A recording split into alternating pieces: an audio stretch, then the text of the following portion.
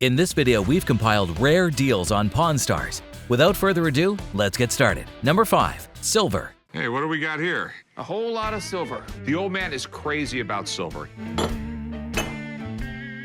I've never seen you get up from your desk that quick. I came to the pawn shop today to sell my silver. I have over 3,000 ounces. A customer came in with a large amount of silver to sell. The customer explained that they had collected silver for investment purposes over the past 12 years and wanted to cash in on their investment. Rick was impressed by the amount of silver and explained that all U.S. dimes, quarters, half dollars, and silver dollars made before 1964 were made of silver. I got some 90% silver dimes over here, some quarters. I got these bars, and this thing alone is almost 75 pounds. Most people don't realize until 1964, all U.S. dimes, quarters, half dollars, silver dollars were all made out of silver. Rick carefully examined the silver to ensure its authenticity, checked the edges, and weighed it. He informed the customer that he had brought 3,372 ounces of silver, which they had purchased at a low price in the late 1990s. Rick emphasized the value of silver in various industries and expressed interest in buying it due to the profit margin in the market. It's really important for me to scan all the edges on these to make sure there's no modern coins in here. They look right. It's the right color. It's all 1964 before. The customer was ready to sell the silver, but Rick explained that buying such a large bar could be difficult due to the possibility of impurities or non-silver materials inside. To confirm its purity, Rick suggested drilling a few holes, melting the shavings, and testing the resulting button with nitric acid. After performing the test, Rick confirmed that the silver was pure. This might not be pure silver. What I'm saying is there might be a chunk inside that's not pure silver. Can we test this thing? Yeah, drill a few holes in it, take the shavings out, melt them down, make sure it's all silver. I never even imagined this might not be silver. Testing silver is a little work, but it's not rocket science. With the purity confirmed, Rick discussed the price. He offered $46,000 for the coins and $33,390 for the bars. The total came to $110,901. The customer tried to negotiate for a higher price, suggesting holding onto the silver for a longer period to potentially sell at a higher value. However, Rick explained that he was not a speculator and offered $111,000 as his best price, and the customer accepted it. You can't go like 115? No. So what's your best price you can give me today? I'll go 111,000 even. I'll go up 99 bucks. How about 112? No, there's no money to be made for it. I can do 111,000. Or if you want to, you can tote the stuff around and check some more. 111 sounds good to me. All right, it's a deal, 111. Number 4. The Half Disney Coin. That is the half Disney. The other is the Libertas. This is pretty damn amazing. The half Disney could be considered the first American coin. The seller presented two coins, the Half Disney and the Libertas Americana, both of which fascinated Rick. He admired the Half Disney, recognizing its status as one of the first American coins and its rarity. He marveled at how thin the Eagles were back then, speculating that they weren't fed much. The seller explained that he loved collecting coins but needed to sell some to acquire others at an auction, hoping for a favorable deal. I'm here to sell these two really rare coins. I really love collecting the coins, but I need to sell a couple of them off so I can buy some other ones at an auction. Rick found the Half Disney fascinating, being minted in 1792, the year George Washington became president and the United States had just established its Constitution. He acknowledged the challenges faced by the mint in the early years of the country and the scarcity of the American coins, forcing merchants to accept foreign currencies. The rumor, albeit undocumented, amused Rick, suggesting that George Washington had repurposed Martha's silverware to create the coin.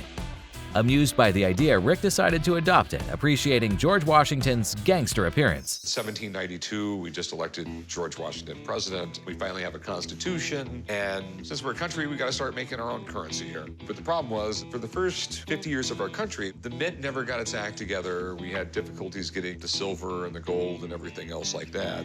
The rumor has it that George Washington basically jacked Martha's silverware to have it made. Moving on to the Libertas Americana, they discussed Benjamin Franklin's involvement in its design during his time in France in 1781. The coin symbolized the friendship between America and France, with the baby representing the United States, the lion representing England, and the lady representing France. Thomas Jefferson brought these medals back to America in 1783, presenting them to senators and congressmen. The coins were authenticated by PCGS and NGC grading. Benjamin Franklin had this commissioned in France, right? Yes. In 1781, he helped design this to get France to mint that coin on behalf of the American friendship in France. And then in 1783, Thomas Jefferson was in Paris. He's the one that took these metals back to America. When it came to negotiations, the seller quoted $200,000 for the Libertas Americana and $600,000 to $800,000 for the pair. Rick was taken aback by the price, but considered the coins highly desirable for collectors. However, he couldn't justify spending such a fortune without consulting an expert he trusted. Requesting permission to make a few phone calls, Rick left briefly to seek advice. When these 1792 half Disneys are being made, Thomas Jefferson actually bought $75 worth, which is about 1,500 of these. You know, it's our first American coinage. That's what really makes them special. This is one of my favorite coins because it's so beautiful. This is a silver example. So they made these in copper, silver, and they actually made a couple gold, but those were lost in the French Revolution. The silver coins are much rarer than the copper examples, and most of them are not this condition. With the right buyer, would probably bring $500,000 to $600,000. Encouraged by the expert's insights, Rick felt confident in negotiating a fair price. However, considering the financial burden of holding the coins without being able to sell them, he decided to pass on the half Disney, but expressed interest in the Libertas Americana. The half Disney, if I was to buy it and then I couldn't sell it, it would put a financial burden on me. So I'm going to pass on this one right here. I'm just going to let you know that. This one, I have multiple customers, and even if they don't buy it, I think I can eventually do something with it. Rick proposed a starting price of $140,000. The seller countered with $180,000, but Rick stood firm at $150,000, believing it to be a fair offer. Eventually, they agreed on a price of $150,000. Satisfied with the deal, Rick and the seller proceeded to finalize the paperwork, eagerly anticipating the transaction. $140,000? How about 180? I will give you $150,000. You couldn't do 160. I will go $150. I think it's more than a fair price. It's a deal. Number 3. Julius Caesar's bust. This is a solid silver Julius Caesar bust. The customer brought a solid silver Julius Caesar bust to Corey Harrison's pawn shop. He inherited it when his aunt passed away suddenly. He considered it a prized possession that used to be the centerpiece over the fireplace in his house. Hoping to sell it for around $75,000, he arrived at Rick's pawn shop. Corey was impressed by the item and explained its historical significance and how Julius Caesar became the dictator of Rome in 46 BC. Julius Caesar, I mean, the guy had a crazy life. I mean, you got to be pretty cool to get Shakespeare to write a play about you. Yeah. So it was around 46 BC, he became dictator of Rome, which was a 10-year position, and pretty much decided, you know, that's cool and all, but I'm just gonna take over the whole thing because he thought that the Senate and everything was really corrupt. So he just decided, hey, you know what? I know what's best. I'm just gonna make the decisions myself. Corey examined the bust and estimated it contained 500 ounces of silver, worth approximately $12,000 if melted down. However, considering its uniqueness, craftsmanship, and historical value, he called in an expert, Chad, to evaluate it further. Chad recognized the bust as the Chiaramonte Caesar, molded from the original marble, and mentioned its rarity and association with the Vatican. He explained that only 99 of these solid silver pieces were made, with a gallery price of $75,000 when they were first released. This is actually the Chiaramonte Caesar. This was molded from the original marble. This is one of the only pieces, well, one of two, this and the Tusculum, that was done during his lifetime. You almost never see these. In the solid silver, there were 99. When they first came out, the gallery price at the time was about $75,000, and you'll still see them on the market for that. In the secondary market, Chad suggested a price of around $50,000, taking into account the need for profit. Corey expressed his concerns about tying up a large amount of money for a long time and made an initial offer of $30,000. After some negotiation, they settled on a final price of $40,000. You know, I know you heard Chad say 50,000. That's still a lot of money for me to put out. I'll offer you about 30. How about, can we meet in the middle? 40,000? Yeah, we can do that. Number 2. George Washington's three-piece suit. So is this George Washington's too? It is. It's a three-piece suit that he acquired sometime in the mid-18th century. Rick was excited to see the item and hoped that it would be within his budget. The item turned out to be a three-piece suit that George Washington acquired in the mid-18th century.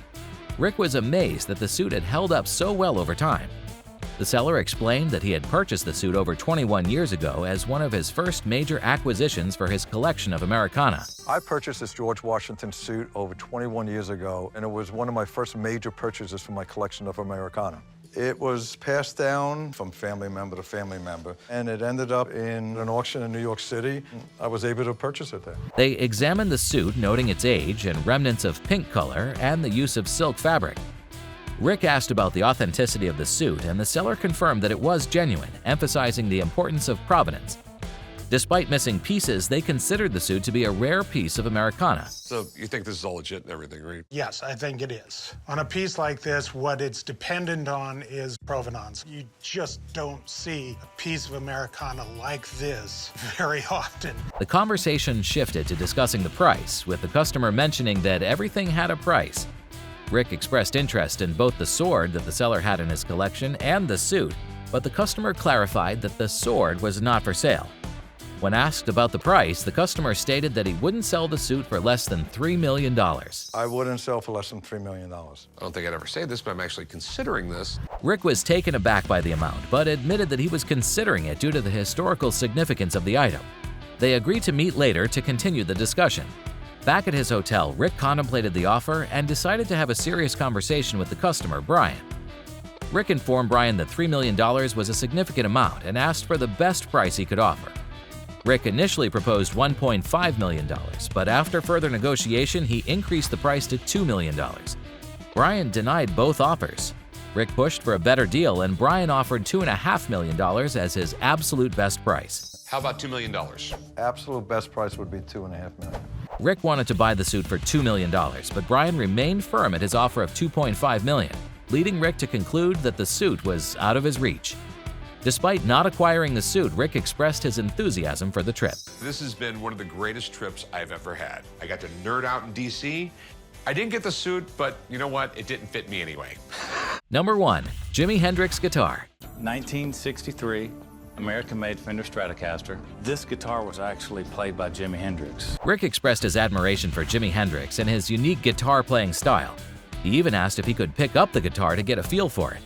Rick pointed out that this specific guitar had been exclusively used in the studio and not on stage. The seller explained that the guitar was previously owned by a guy named Skip Jarrett, who was the chief engineer at Juggy Sound Studio. After Skip passed away, he and his business associate acquired the guitar. It was actually owned by a guy named Skip Jarrett. There was a studio called Juggy Sound Studio that Jimmy loved to cut in. And after they wrapped up all the production on Band of Gypsies and all that, they gave this guitar to Skip. When he passed away, one of my business associates and I acquired the guitar. He played this guitar on several records. He actually played it on Nervous Breakdown as well. Say $750,000 for it. Rick expressed interest in verifying the authenticity before discussing the price further. He asked if he could examine the guitar, and the seller agreed. Rick called an expert to examine it. The expert inspected the tremolo bar and the ring wear, which confirmed the guitar's authenticity. This guitar has actually been documented. No doubt, this is definitely one of Jimmy's guitars. After examining the guitar, the seller stated that he believed it was worth anywhere from $750,000 to $1 million at auction. However, Rick was hesitant and suggested a price of $450,000 due to commissions and expenses associated with selling the guitar. The seller declined the offer. Rick made a final offer of $550,000, but the seller insisted on his bottom dollar of $750,000. The negotiation ended without an agreement, and Rick stated that he might bid on the guitar if it went to auction. The seller thanked him and left. Let me give you $450,000. I'm thinking $750,000, man. I'll give you $500,000. This guitar's worth more than that. If you want the money now, I can go $550,000. $750,000, really, man. That's a bottom dollar I can take. All right, well, have a nice day. Tell me if it goes to auction, I might bid on it. 6? I can't do it, man. But I'll call you if I change my mind. These deals were rare, but have you ever seen Pawn Stars Thieves? Click now to watch our video about thieves who tried to sell their stolen goods on Pawn Stars and got caught.